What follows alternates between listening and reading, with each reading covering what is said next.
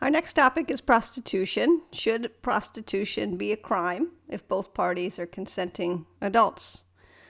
It's based on a business transaction, right? There's a video, Yard Dogs. It's going to be part of this week's forum post assignment.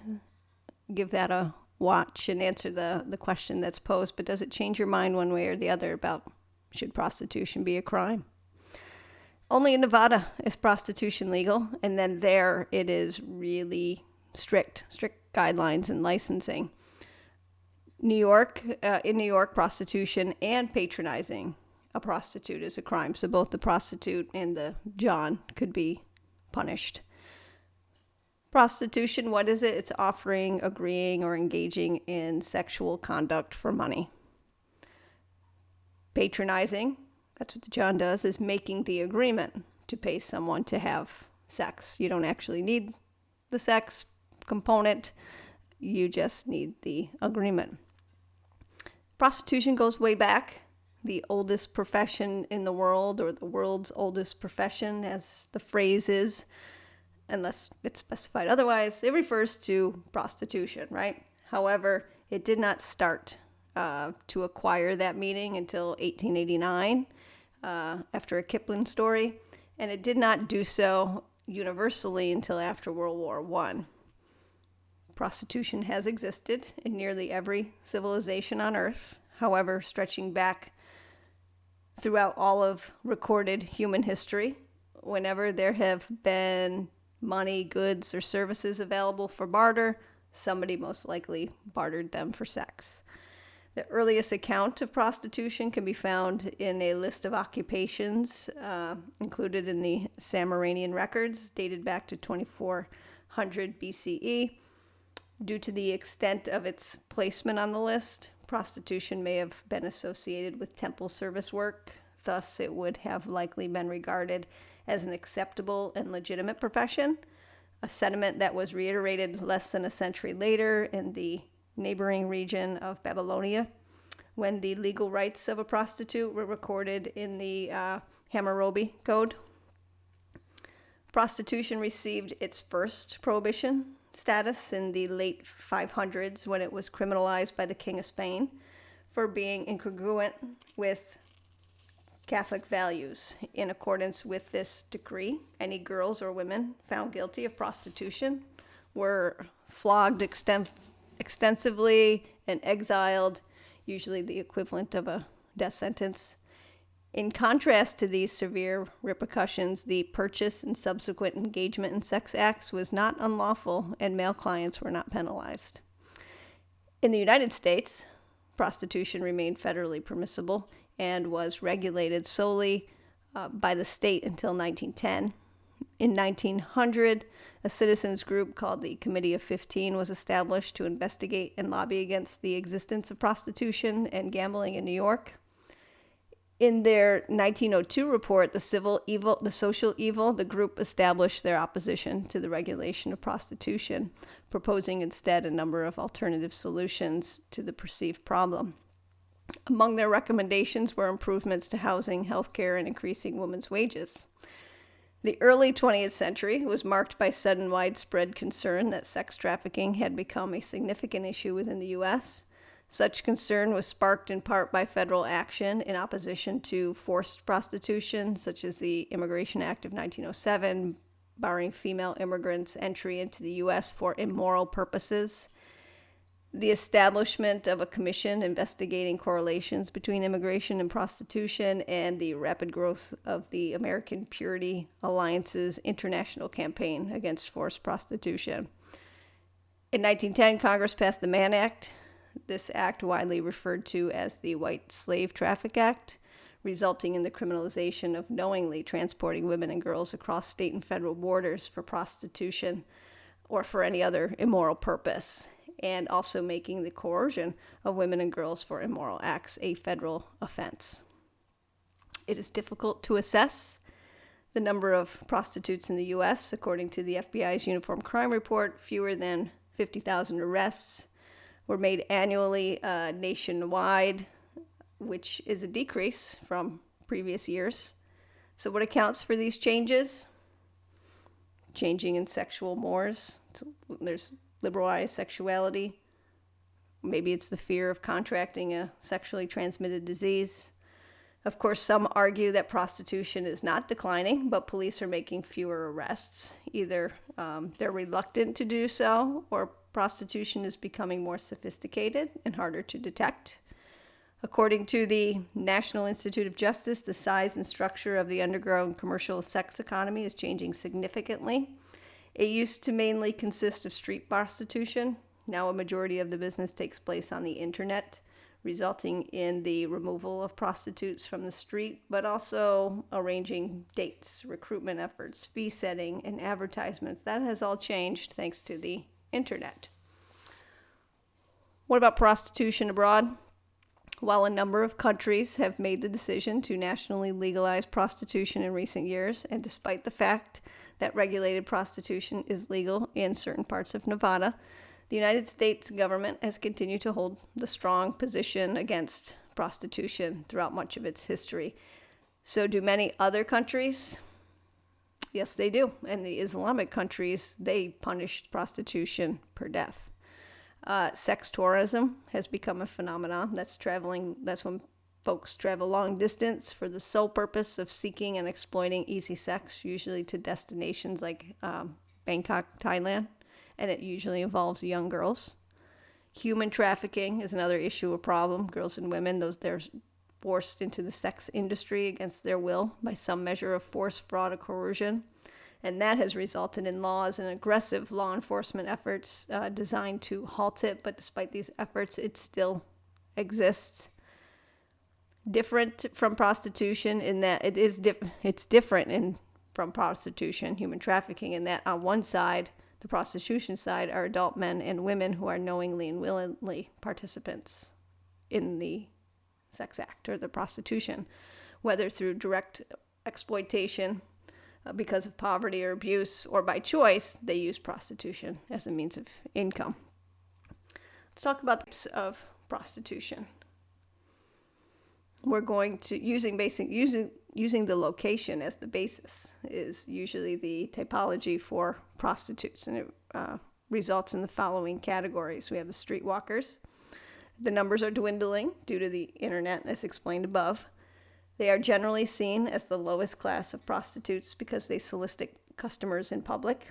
Their dress is revealing, which advertises their services and entices customers. They serve customers in cars, alleyways, hotels, and darkened doorways. They command the lowest prices, usually $15 per sex act. And they have little bargaining power over condom use and choice of sex practices. They also face the highest risk of harm from customers and others, and the highest risk for arrest. Then we have our bar girls or hotel girls or B girls. They work in bars and hotels. They may have a standing relationship with hotel professionals with whom they share their profits.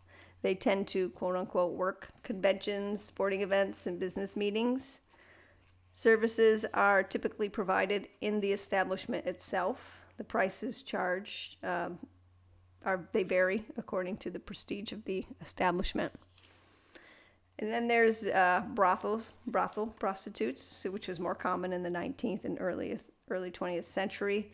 Apply their trade in legal environments in a number, and they exist in a number of countries like Germany, Australia, New Zealand, Netherlands. But they're only limited to a few venues in the U.S., which is rural Nevada. The prostitutes are generally licensed sex workers, and they pay their taxes. They get a paycheck. Like I said, rural Nevada is the only location in the U.S. where it's allowed. The state has a number of regulations that must be followed by the person who owns the brothel as well as the prostitutes. Call girls. They depend on an agency to screen customers. Prices in this market segment reach the highest levels, and they have considerable bargaining power. They face the lowest risk of harm as well. Their clients are generally upper-class customers, and you probably heard some of the stories in the news. They have like a little black book where, names of prominent individuals are found. Most likely, most of them seem to be politicians, but there's other folks in there, Hollywood, famous folks. Escort services or call houses. These are generally fronts for prostitution rings. They involve both men and women. A person calls, client calls. It's usually from an ad. Used to be like a Yellow Pages ad or a flyer, but nowadays you can find it on the internet, especially Craigslist. And an individual gets sent out to the client. There's circuit travelers, groups of 2 or 3 traveling to lumbar or labor camps. They ask the foreman in charge of the labor camp if they can service his crew for the evening. They also use truck stops or rest stops, but they travel. A couple others that I added to the list: skeezers. They barter drugs for sex. Massage parlors, photo studios. Those are usually fronts for prostitution as well. Then we have the e-hookers or the cyber prostitutes, the internet facilitated contact. You usually find them on internet sites like Adult Friend Finder, and the people, they chat and they exchange pictures and have a conversation before they decide to meet up. So that's our types of prostitutes. So how does one, or why does someone turn to prostitute? Both men and women prostitutes have reported having broken homes, or they were sexually or physically abused as a child. Some show that they were poorly educated, limited educational backgrounds, poor school performance, drug abuse history. They need to support a habit, health problems, little family support are all backgrounds of those who engage or turn to prostitution. Prostitution has been linked to sexual trauma at an early age. Children who flee the home are vulnerable to life on the streets. Many remain, unfortunately, in the trade due to being resigned to their fate. They have nowhere else to go. They don't have any skills, don't have any education. So should it be legalized? Should prostitution be legalized? It is a misdemeanor in New York. It's a misdemeanor most everywhere. It's punishable by a fine or jail sentence, depending on how many times somebody gets caught. Where it is legal, Nevada, it's highly regulated. Should it be legal everywhere? A lot of countries legalize it, but where it is legalized, it's a heavily regulated industry. And there's arguments for both points, should and shouldn't be. Some feminist thinkers argue that prostitution exploits and demeans women, while also subjecting them to the dangers of violence and disease. Others say that selling sex need not be exploitive and might actually be liberating because it fulfills a woman's right to control her body and her sexuality. Also, in support of prostitution is that it's a free choice between both consenting adults. But it's a free choice for women from a woman's point of view, in that she freely chooses to engage in it, expressing her equality. Others argue for reduced penalties, maybe to a violation level, or maybe decriminalizing it altogether. Opponents regard prostitution as morally and ethically wrong. It's not a line of work that is freely chosen, that it is dangerous for the prostitute and the client. The prostitutes are subject to abuse, long-lasting victimization, mental health, continued harassment or exploitation, and even rape. So the argument is that the dangers outweigh the gain, which the gain is prostitution is a source of income. So that sums up and completes our discussion on prostitution. Kind of link to that is pornography. We'll talk a little bit about that right now. Pornography, what is it? It's the representation of sexual behavior in books, pictures, on statues, motion pictures, and other media that is intended to cause sexual excitement. The distinction between pornography, illicit and condemned material, and erotica, which is broadly tolerated, is largely subjective and reflects changing community standards. The word pornography derived from the Greek word porne, which is prostitute, and graphine, which is to write, was originally defined as any work of art or literature depicting the life of prostitutes. Pornography is generally legal and protected under the First Amendment. However, material that is obscene or material that is child pornography is not protected under the First Amendment and can be regulated by the federal government and state governments. So what's obscenity? That's a gray area. Material that violates community standards of morality or decency and has no redeeming social value. Okay. It was defined as deeply offensive to morality and decency, designed to incite to lust or depravity. But who decides what is obscene or what is an obscenity, right? How do we determine that? What is considered obscene today may be considered socially acceptable in the future. What was deemed obscene when the Supreme Court ruled that obscene material is not protected under the First Amendment in 1964 could now very well be seen as not obscene. As Justice Stewart said in that famous 1964 decision about obscenity, I know it when I see it. Okay? So because of this,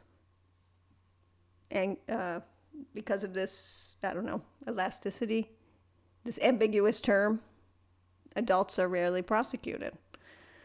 The adult porn industry is a multi-billion-dollar industry, reaching hundreds of millions of consumers annually. Worldwide, pornography revenue is larger than the revenues of all professional football, baseball, and basketball franchises combined. In the U.S., pornography revenue exceeds the combined revenues of ABC, NBC, and CBS. So there's a big dollar figure, right? Despite its popularity, is it harmful, or is it just entertainment? Some say it is harmful. The models are exploited, and they are victims. The members of the public are victims who are subject to obscene materials, and of course children who are photographed. We'll talk about kiddie porn in a little bit, which is illegal. Does pornography cause violence? There's another question. Most research has found little conclusive evidence of a link between violence and pornography. Some research suggests viewing pornography may actually serve as a safety valve for those with violent impulses. Some evidence suggests that pornography leads to aggression towards women and or unhealthy notions and beliefs of sex and relationships. Let's talk about the laws of pornography. The First Amendment protects free speech and expression. There's a couple set of cases in the Supreme Court, Roth versus Alberts, that were heard, and the court concluded. Well, let me tell you about Roth and Alberts before I tell you what the court concluded. Samuel Roth, both of these cases are from 1957. So Samuel Roth, who ran a literary business in New York City, was convicted under a federal statute criminalizing the sending of obscene, lewd, and filthy material through the mail for advertising and selling a publication called The Quarterly of the Fancy Fee, containing literary, erotica, and nude photography. David Alberts, who ran a mail-order business from L.A., was convicted under a California statute for publishing pictures of nude and scantily clad women. So the court heard the case. The court said, and confirmed and affirmed both of the convictions. So they were both convicted. Court said Congress could ban material utterly without redeeming social importance, or in other words, whether to the average person applying contemporary community standards, the dominant theme of the material taken as a whole appeals to the prurient interest. So in 1957, that kind of conduct was deemed obscene. Would it be deemed obscene today? Highly unlikely. But at that point, it was very unclear on what constituted an obscenity or obscene material, because it was based on the average person applying contemporary community standards. So what happened was the industry started putting warning labels on material, noting the content, also noting that this content was educational in nature, so they could be objected, so the material can be objected to for lacking in social importance. Then came Miller, 1973, a case in the Supreme Court where the Supreme Court set forth the test to determine obscenity. So they modified the definition from the other two cases. So Marvin Miller, he's an owner-operator of a California mail order business specializing in pornographic films and books. He sent out a brochure advertising the books and a film that graphically depicted sexual activity between men and women. The brochure used in the mailing contained graphic images from the books and the film. 5 of the brochures were mailed to a restaurant in Newport Beach, California. The owner and his mother opened the envelope, and seeing the brochures, they called the police. The Miller Doctrine, out of this case, holds that the state or local jurisdiction must specifically define obscene conduct in its statute, and the pornographer must engage in that behavior in order for this to be illegal.